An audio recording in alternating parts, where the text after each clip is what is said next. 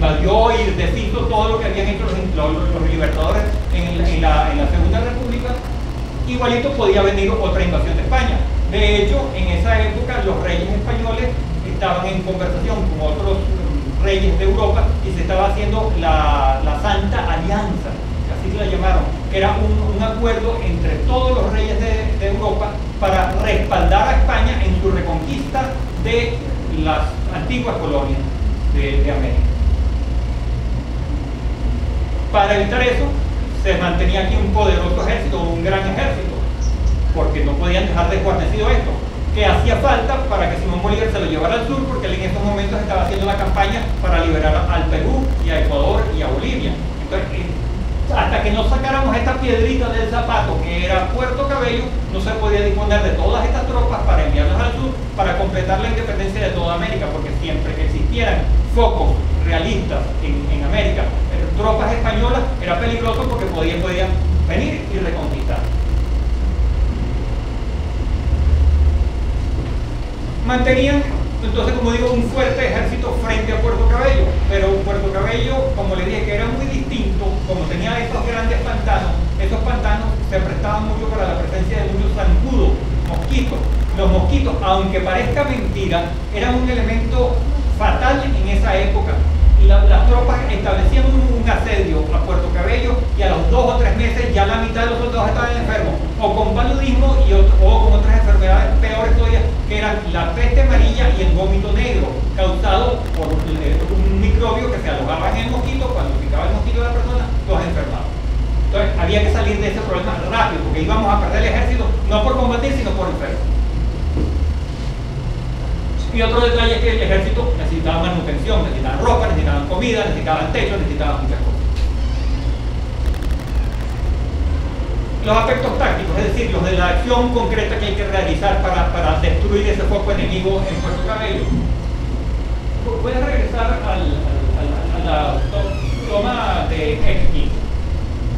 Se podía realizar un ataque frontal, lanzar todos los ejércitos contra estas murallas, ¿verdad?, para tratar de tomar a la ciudad amurallada. Lo que esto implicaba, esta ciudad amurallada estaba rodeada de 60 cañones. Los cañones en esa época, ustedes han visto esta cosa, ¿verdad? No la voy a levantar porque esto pesa como 10 kilos, como dicen, lo están viendo desde aquí. Ustedes han visto y normalmente conocen esto como una bala de cañón. Estas balas de cañón se utilizaban para destruir murallas y para hundir barcos.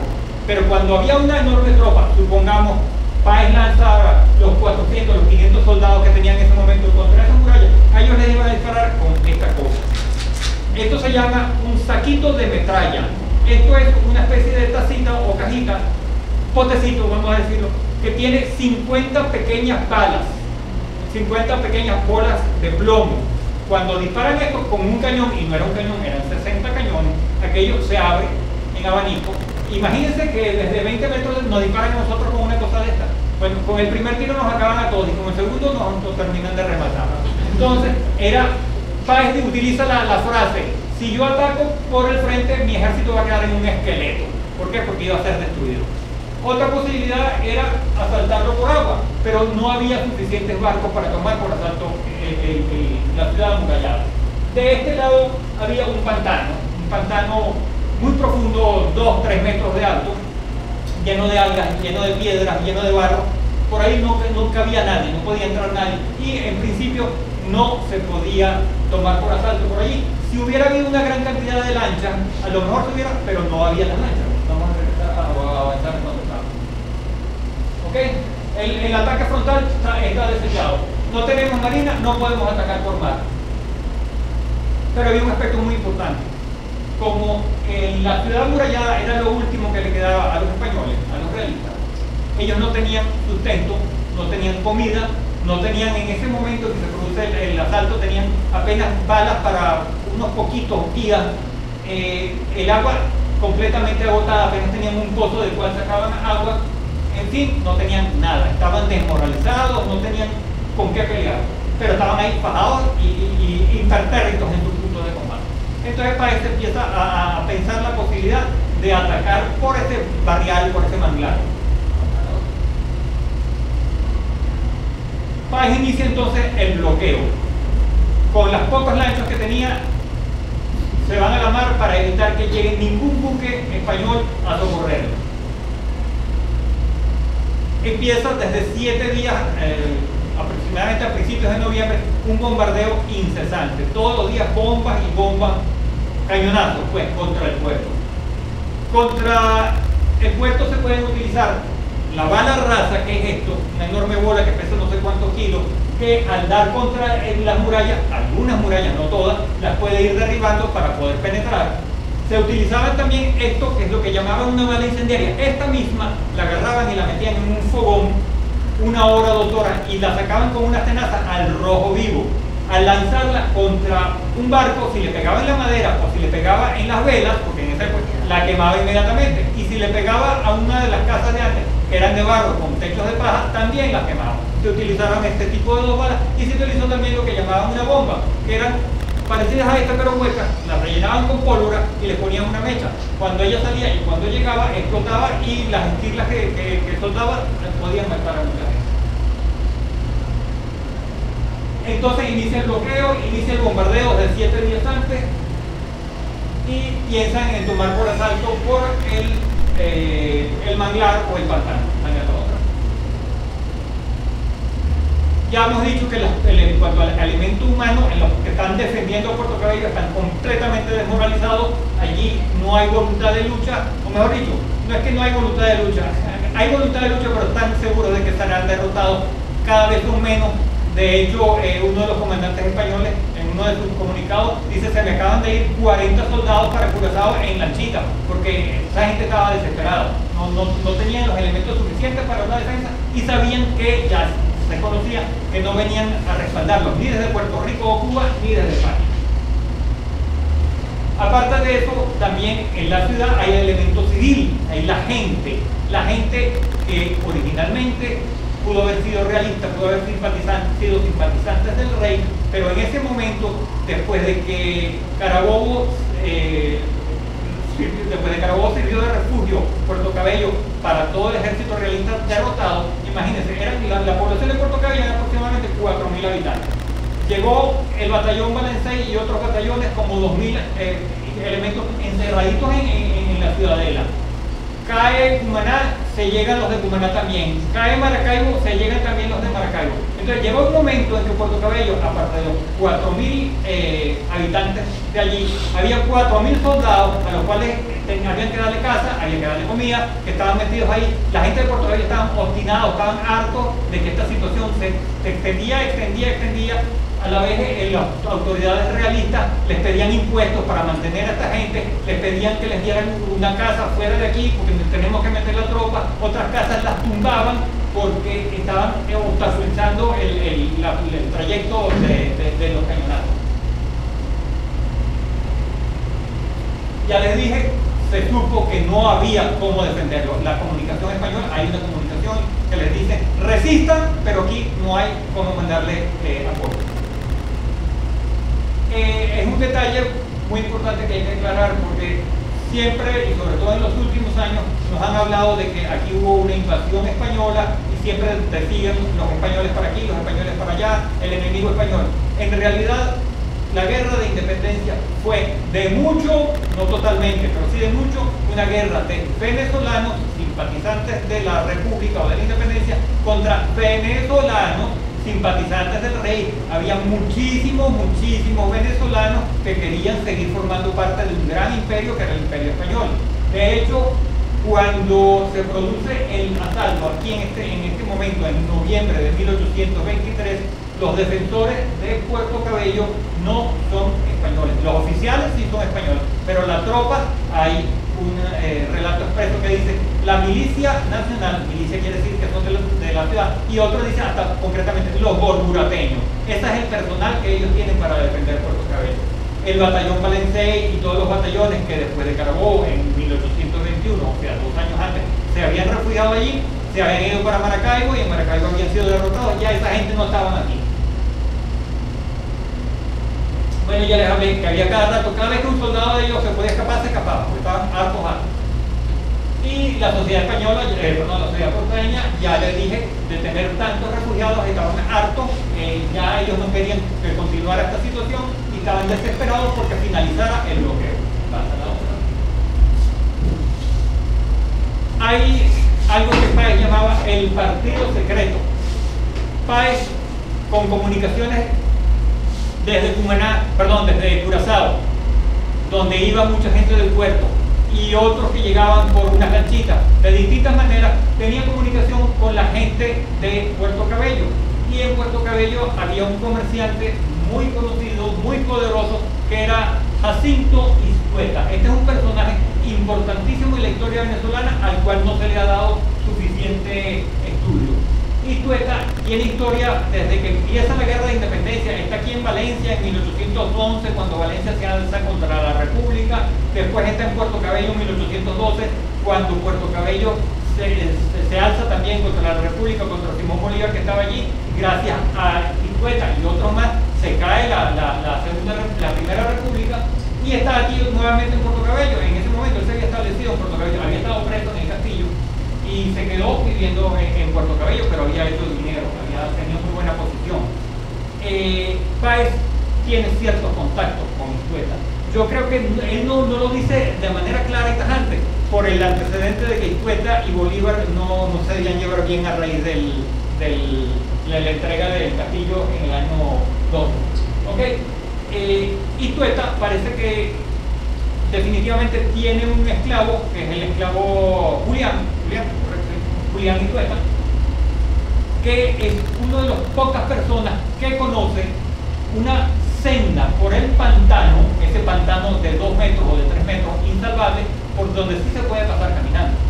Entonces, pasa la otra. El negro Julián. El negro Julián lo envía Iztueta, le explica a Páez y a su personal por dónde es que se puede entrar a la parte occidental de la ciudadela, y efectivamente Páez envía una tropa, 2 o 3 soldados oficiales con Iztueta, verifican y caminan efectivamente, llenos hasta aquí de lodo, de algas, de todo, pero efectivamente se puede llegar hasta la retaguardia de la ciudadela. A la otra. El 7 de noviembre, entonces, ya con esta información que había obtenido Páez alrededor del 6 al 5 de noviembre, prepara el asalto. Previamente hace un asedio, traslada a sus tropas que rodean a la ciudadela, empieza un ataque por mar con unas pequeñas lanchas, la poca fuerza naval que tenía, le quitan la poca agua que tenía por una desviación del río que llegaba hasta la ciudadela, y se hace lo que militarmente se llama maniobras de diversión o distracción. Por ejemplo, si yo hago explotar un triqui-traqui por allá atrás, todos ustedes van a voltearse a ver qué pasa, y yo aprovecho y le quito el reloj, la cartera o algo. Eso es una distracción, una diversión. Entonces, ¿qué es lo que hace Páez? Páez vuelve a la panorámica de Páez inicia unas labores de distracción. Este es el pantano, por aquí se puede entrar, pero Páez entonces envía las lanchas por aquí para que tiroteen la ciudad, y envía una fuerza por acá que hace un amago de que quieren atacar por allí. Ahora sí regresamos. Esa es una maniobra falsa, una maniobra de distracción, de manera que los defensores están pendientes de que se les va a atacar por lo que sería la parte sur, por las murallas, por la estacada, por el puente levadizo, y están allí concentrados y respondiendo a los ataques simulados de esos que hay en ese momento. Pero de verdad el ataque es por la parte de atrás. A las 7 de la noche, 8 de la noche, entra 500 soldados, son 400 del famoso batallón Anzuate y 100 llaneros. Son llaneros, pero no andan a caballo, son llaneros que andan a pie. Con el agua acá, van entrando en fila, dicen que de lado. Yo supongo que de lado hay menos resistencia de frente en estos pantanos. Van entrando y llegan hasta la parte de atrás y empiezan el ataque. Este es un ataque que tuvo que haber sido, pese a que los historiadores antiguos, que no se enfocan mucho en las armas, ustedes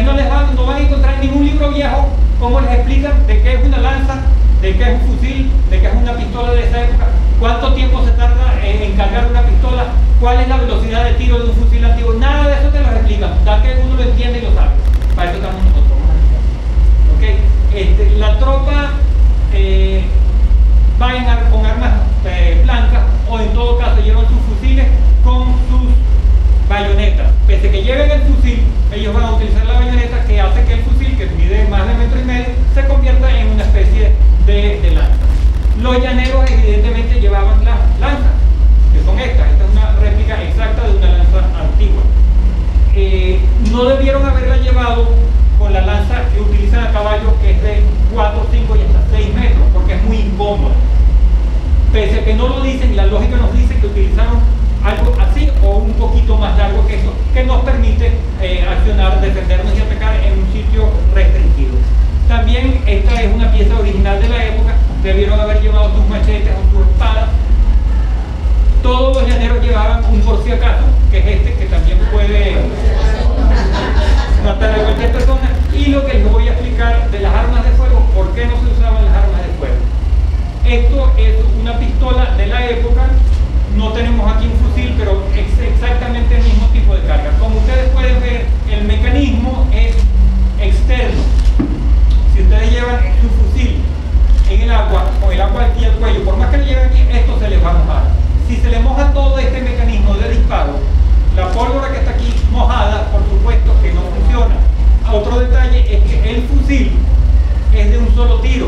Ustedes, después de que disparan este fusil, ustedes tienen que agarrar la baqueta, echarle la pólvora, atacarla. La bala, estas son las balas que usamos hoy en día, ¿verdad? Eso no existía en aquella época. En aquella época las balas eran así. Eran un cucurucho de papel, que ustedes saben lo que le pasa a un papel cuando se moja, con pólvora y la bola de plomo, que tenía que ser introducida a mano por el cañón.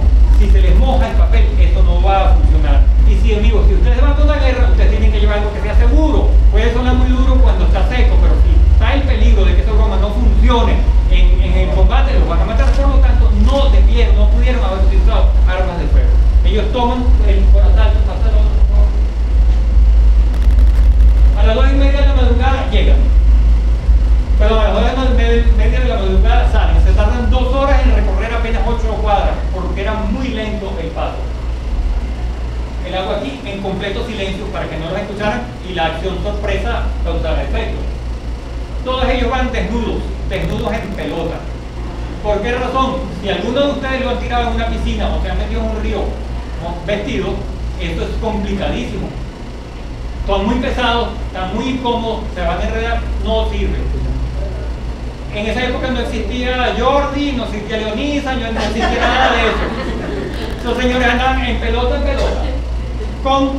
Imagínense 500 tipos que les llegan a ustedes desnudos en pelota, llenos de barro y con estas cosas en la mano. El efecto debe ser devastador desde el punto de vista psicológico para empezar. Bueno, le caen a golpe de 4 de la mañana. A golpe de 4 de la mañana toman por asalto todas las instalaciones, destruyen a los defensores. Hay 150 muertos en apenas unos pocos minutos. Al día siguiente, no por allí, por el puente, le bajan el puente y entra a la ciudad. Se le rinde o se le ha rendido el comandante don Sebastián de la Calzada, que daba el castillo de Puerto Cabello pendiente. Pasa la otra. 3 días